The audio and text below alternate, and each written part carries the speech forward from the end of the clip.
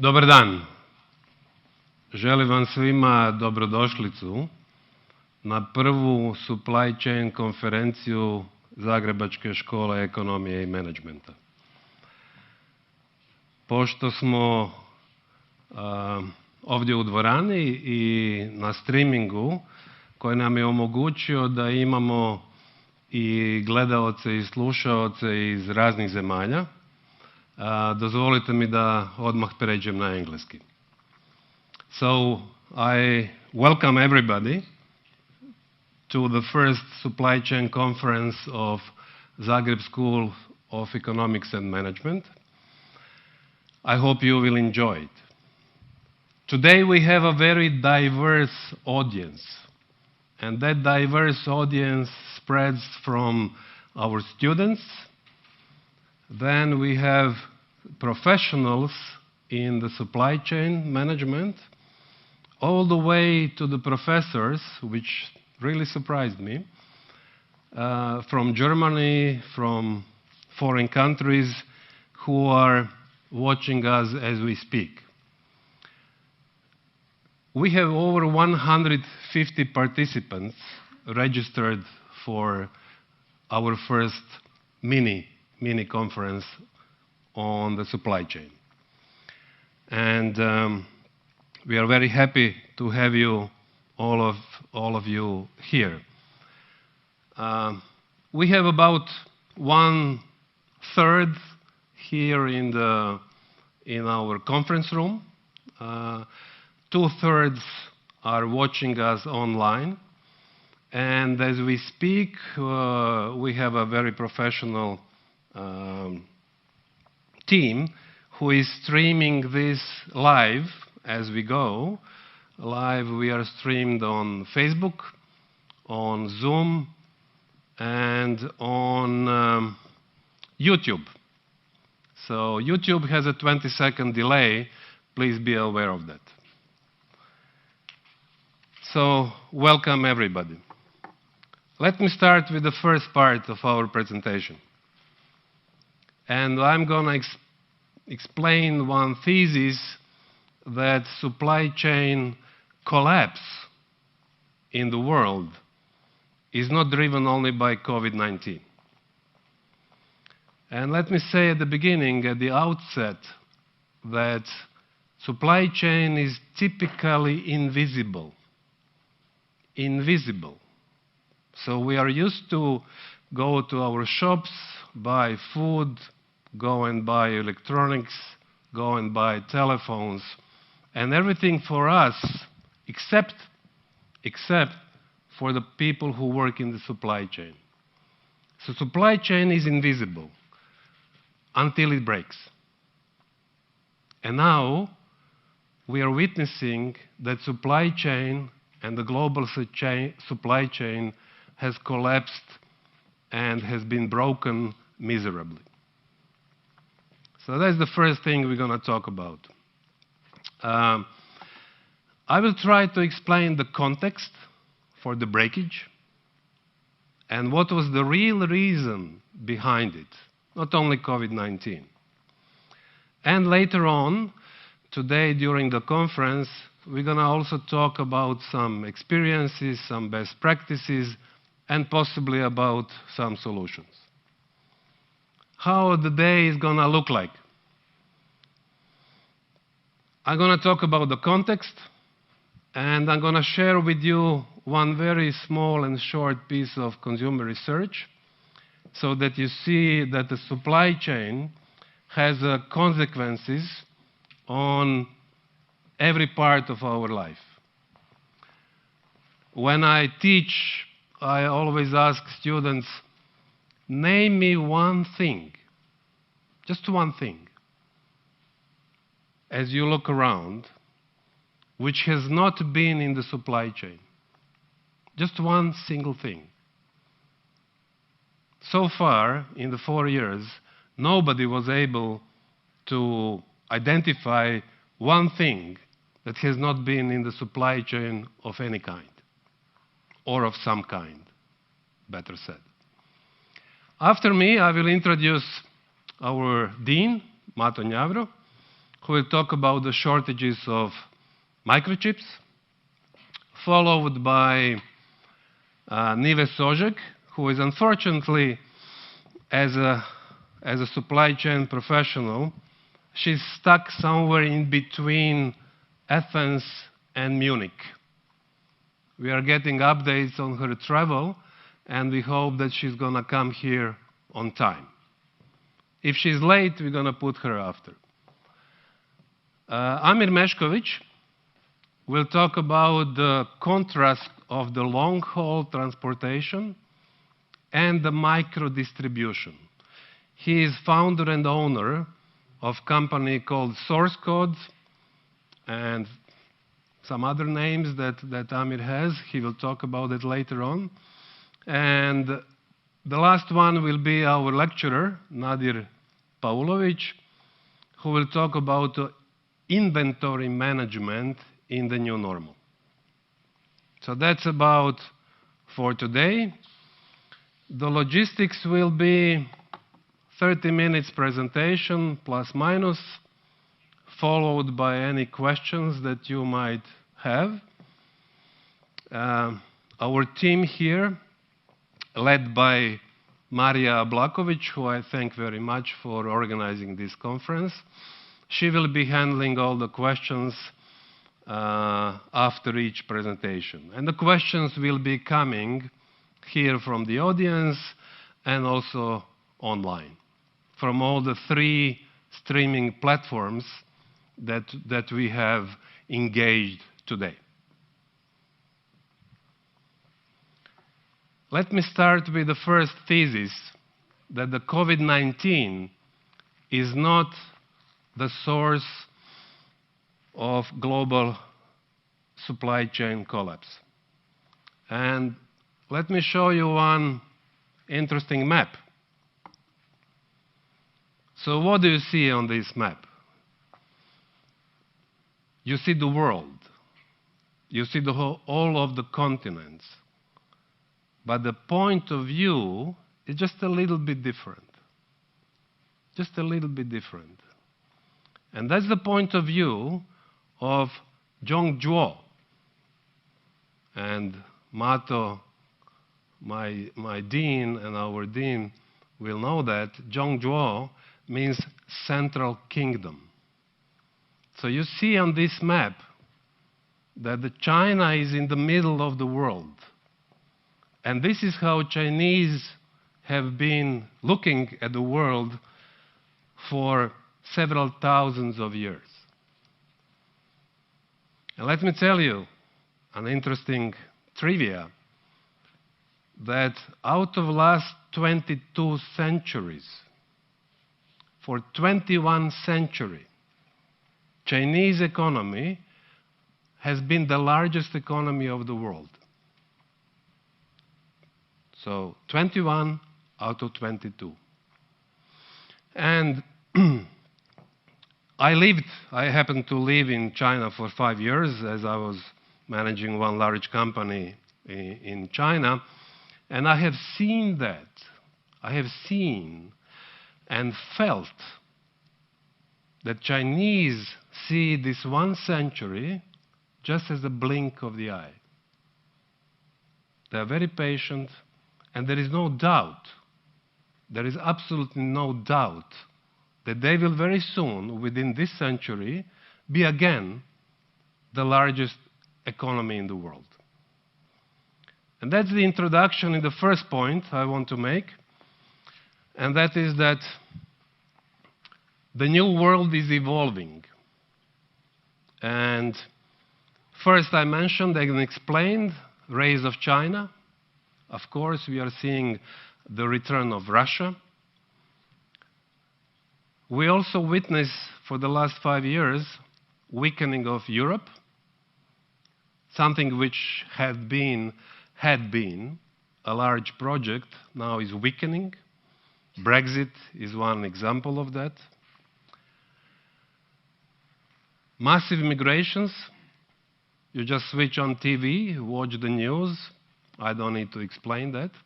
The migrations are going south to north and east to west, and they will not stop. Global warming, every day we hear about that. Implication of global warming is a new regulation. So new regulations which will regulate the companies and how we all who are in the economy and in the industries will have to behave very, very soon, if not today. And the last point is the return of inflation.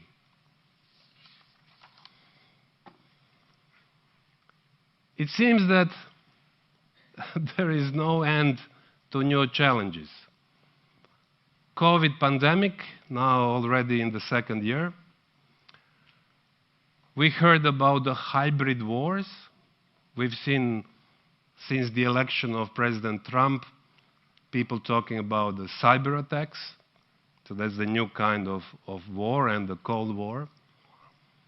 We are witnessing shortages of raw materials spanning from oil, gas, sources of energy, all the way to something which is called rare earth.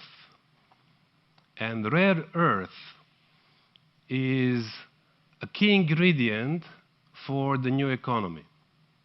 Rare earth is something which you need 1 microgram to make a chip. Okay, germanium, silicium, etc. If you don't have it, you cannot make a microchip.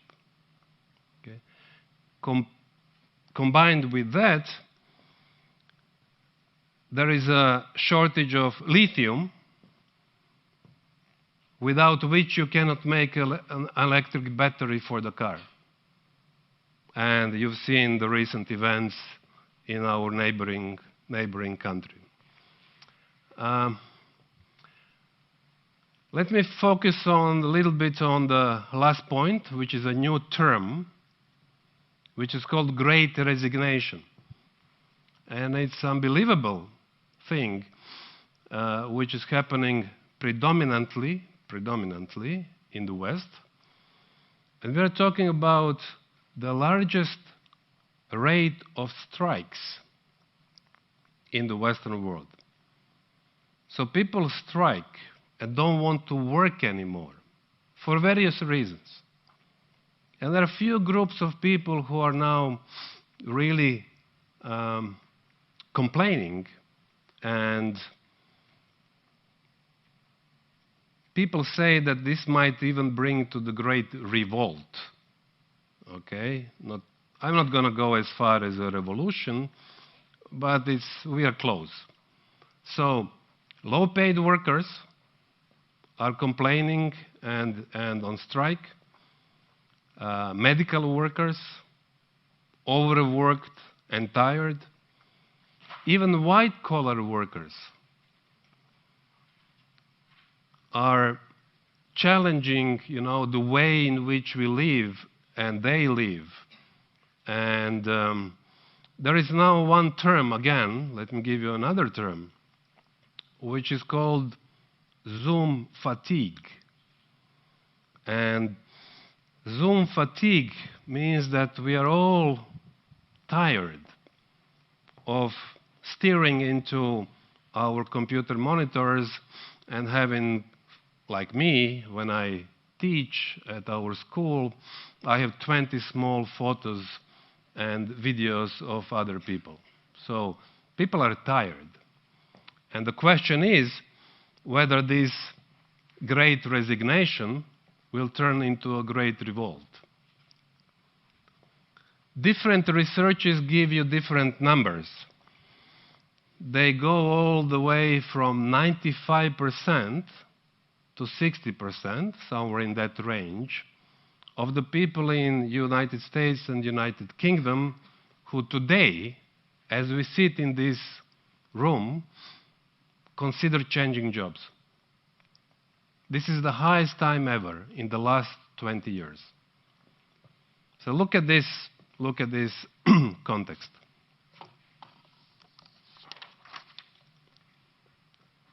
We have several macro trends going on. First is, it was very popular to talk about globalization just 5 years ago. With the arrival of President Trump, now the key word is deglobalization.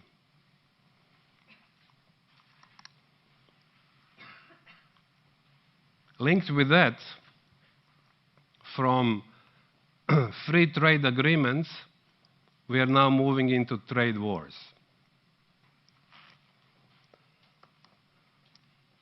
From going east, excuse me, we are now going west. Companies are returning back to where they came from. Maybe Nadir and Amir will talk about this more.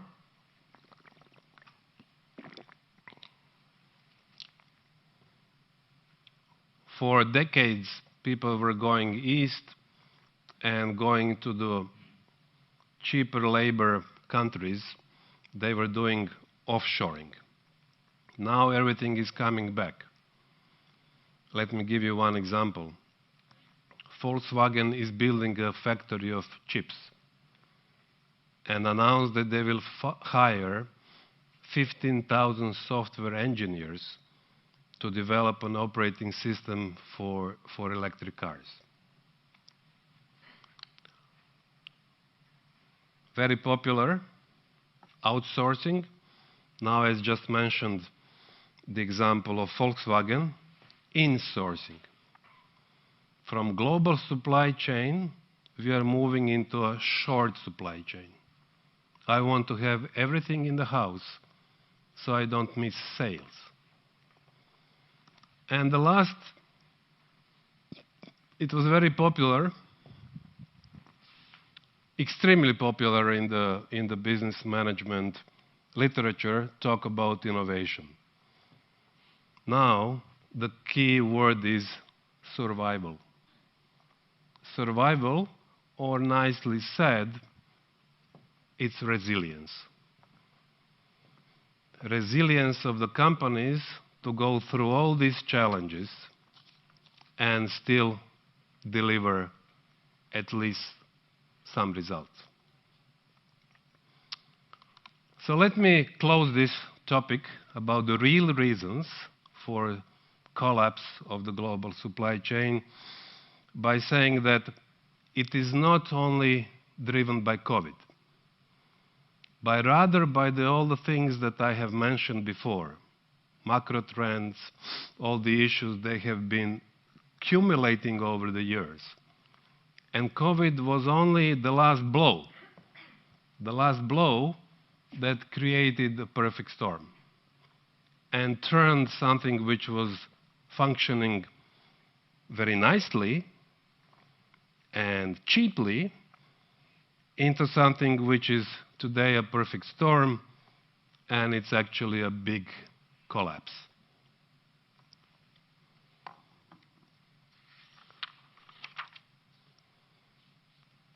I hope I have given you some ideas about this first part of my presentation, that COVID is not the only reason for collapse of the global supply chain. Now let's move on. I'm going to share you a small piece of research which has implications on the consumer good companies. And it's titled, "Will Santa Come to Town This Year?" And if you look at this photo, which was taken in London, my son lives in London, and let me tell you that the shortages like this are happening mostly in United States of America and in UK. They differ country by country and category by category. In Croatia, we are not affected so much. Depends, again, on what you want to buy. Sorry.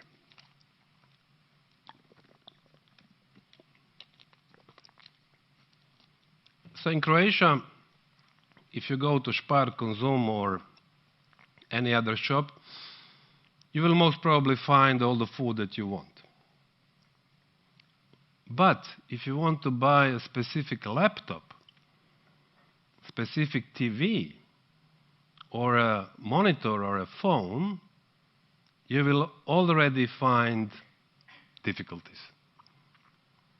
Or if you want to buy a specific car with a specific configuration, we are now limited to the cars that are on stock or in stock, as well as electronics. So Croatia and the region, to conclude, is not affected, because we are small, like UK and US and some other European countries.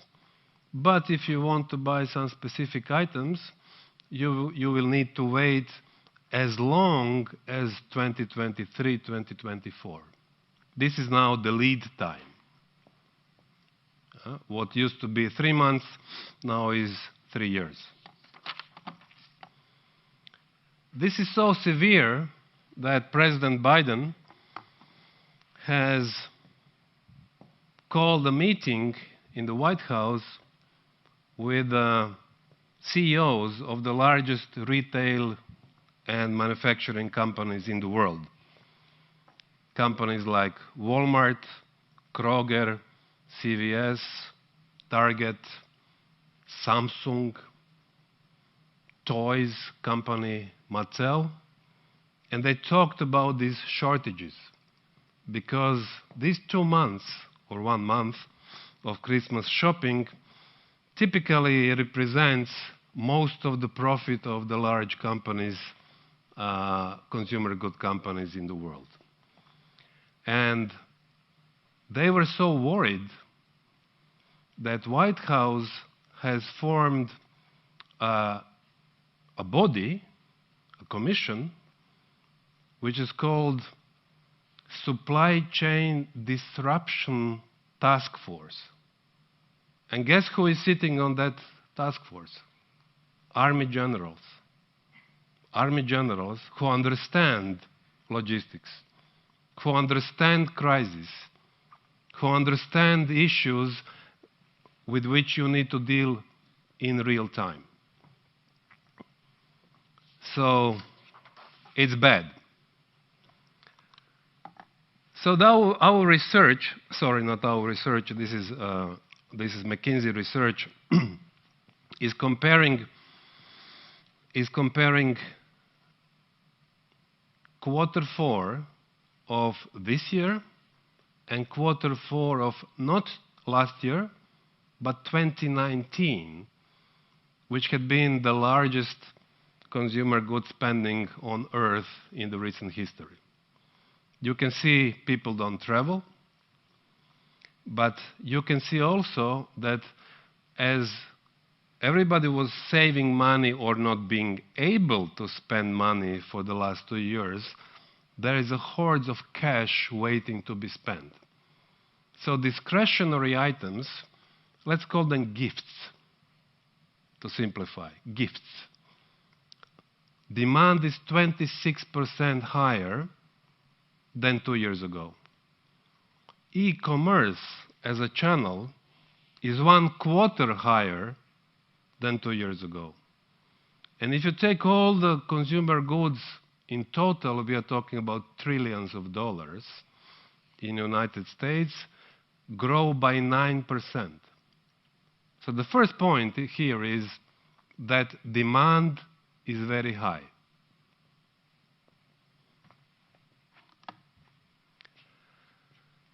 We have sent ships, the companies have ships sent all over the world, which Amir will talk about later on. But consumers didn't wait. And this is one really revealing piece of research that I'm going to share with you on just one simple slide. So 62% of all consumers in the last quarter of this year did not find the item they wanted to buy. It was not there. It was not in the shop. It was not online. It was simply not available. That has never, ever happened in the history of recent economies, let's say last 100 years. And what happened? 40% of people switched brands. So they came to the shop and they said, my favorite brand is not here, I'm going to buy something else, I don't care. Then 30+% of the people who came to one shop and didn't find what they wanted switched to retailer. So I didn't find it in my favorite Spar, I went to Consum, or I went to Kaufland or Lidl. 16% of people said, look, if my favorite thing here is not here, I'm just not going to buy it. Forget it. I don't care. And only 13% of consumers said, I want that so badly. I want that so badly that I'm going to wait. So this is a staggering slide. Very simple, but very dangerous. And I'm going to show you now the consequences. Consumers, because of fear of shortages, started buying much earlier than before, therefore perpetuating supply chain issues and making it for professionals like you who are sitting in this room and maybe listening online.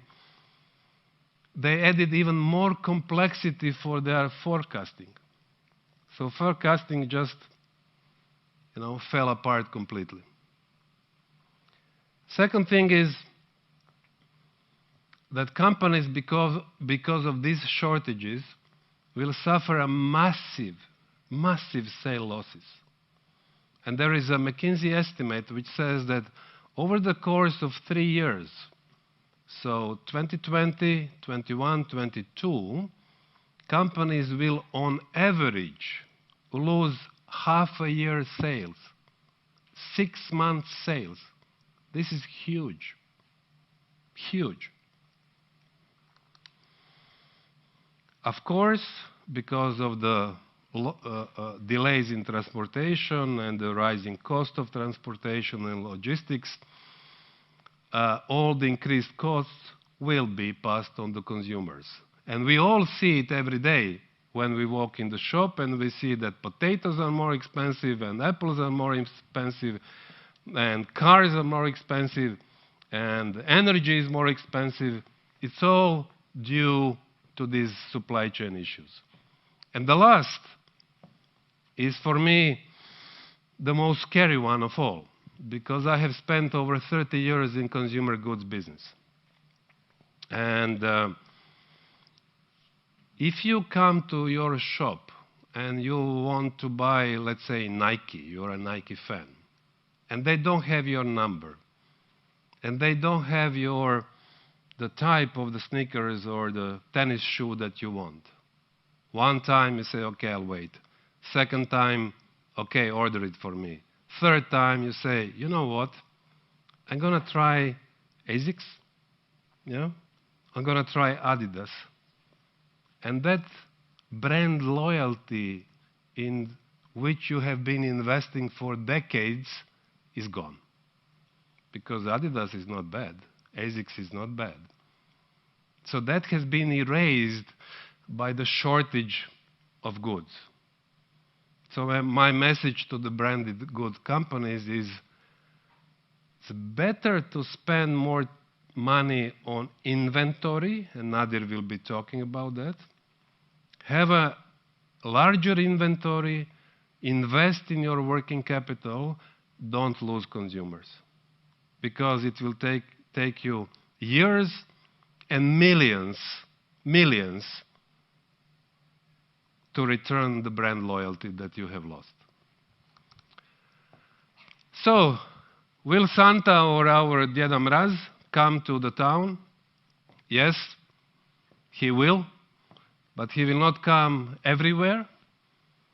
and he will not come always with the full bag of the things that we ordered or we wanted to give as a gift. So this concludes this small piece of consumer research that I wanted to share with you. And as we were looking at this falling house of cards at Zagreb School of Economics and Management, we said we cannot just continue watching and be a passenger on this train. We said we have to do something. So we have started several initiatives. I'm going to talk about them in a second. But the key here is that our school wants to raise the awareness of the importance of supply chain. The awareness is not there, not in Croatia and not in our region. Let me illustrate that by anecdotes when I talk to the general managers and chairmen of the boards, and then I, in my consulting role, and ask them, how much money you have in the supply chain? I said, I have no idea. I said, okay, think a little bit. How much money you have in the supply chain? I said, no clue. Then I tell them, okay, there is a simple way to find out. Take your net sales. Take away or deduct sales and marketing and administration, and everything that is left is your supply chain. And they say, no, that's not possible, you know. You cannot tell me that my worker in the warehouse is in the supply chain. Well, he is. So roughly 2/3 of total net income meaning prihod, yeah, so revenue, in every company sits in the supply chain. So our aim is to raise awareness about that fact. So here are 3 initiatives that we started briefly. We have a supply chain management MBA that we have been running for decades. We have refreshed it now. We have new lecturers, and we have added new courses to that, like project management, like digital supply chain, to be up to date. Second initiative is that we are thinking and considering launching an exchange platform.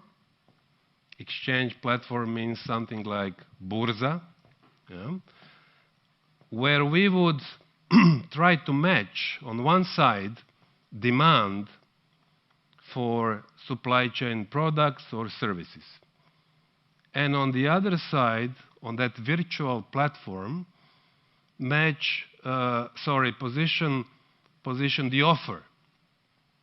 So hopefully this will work. So if somebody needs a logistics manager, he posts that he needs a logistics manager. On the other side, we have 3 logistical managers available. Yeah? Well, that's very hard because there are no unemployed supply chain people in Croatia at this moment. Yeah? But once we train them and once they come to the market, they will be available.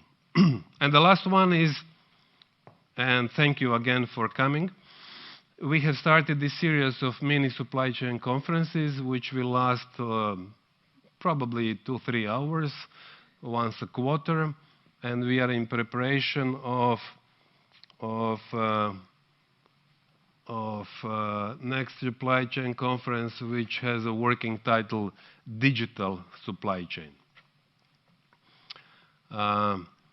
We have established one email address, supplychainmanagement@zsem.hr.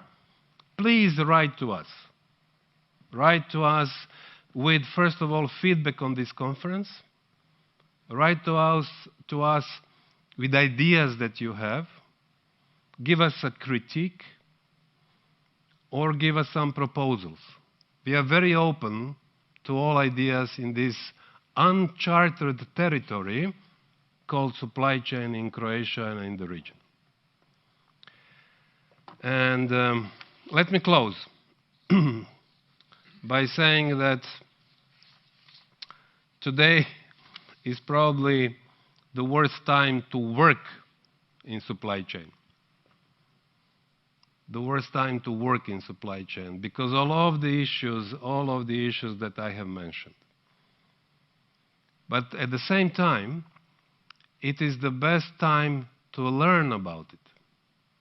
And that's why I had a program of supply chain. If you can go back a little bit, please. The program of our MBA. Yeah. So our MBA is aimed at young people who are entering supply chain management, or people who are already in the supply chain management in one specific discipline, for example, logistics, or for example, warehousing, and want to learn about the whole picture of supply chain. So, I repeat, our MBA is not aimed at high-end professionals who have already been trained by their, in general, multinational companies, not local, multinational companies. But it's aimed at people who are at the beginning or in the middle want to progress.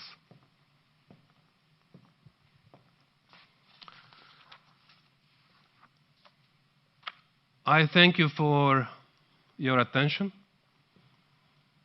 and I hope that I have convinced you that COVID is not the only reason for collapse of the global supply chain. I hope I convinced you that it's better to invest and spend in supply chain than lose consumers and consumer loyalty. And that was my aim for today.